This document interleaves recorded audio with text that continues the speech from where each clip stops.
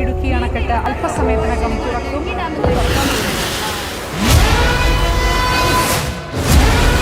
മൂന്ന് ദിവസമായി എന്റെ ഭർത്താവ് കടലിൽ പോയിട്ട്.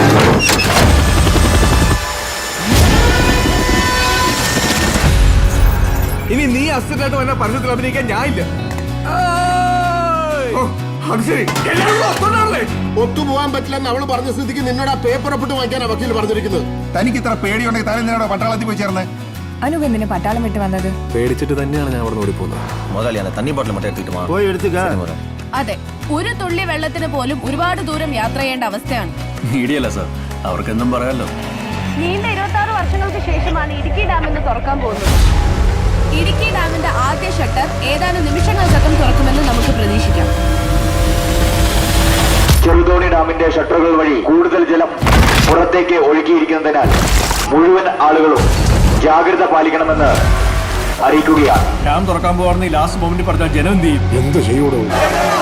സാധാരണയിലും അധികമായി വെള്ളം കയറിയ സാഹചര്യത്തിലാണ് നമ്മൾ കാണുന്നത്. കേരളം മുഴുവൻ മഴയിൽ മുങ്ങിക്കൊണ്ടിരിക്കുന്ന ഒരവസ്ഥയാണ് നമ്മളിപ്പോൾ കണ്ടുകൊണ്ടിരിക്കുന്നത്.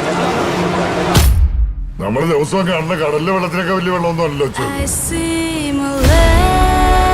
പണ്ട് മഴ കാണുമ്പോ മനസ്സിനൊരു കുളിരായിരുന്നു. ഇതിപ്പോ സത്യം പറഞ്ഞാൽ എങ്ങനെയെങ്കിലും ഒന്ന് തീർന്നാ മതിയെന്നോ. മൂഞ്ചിക്കല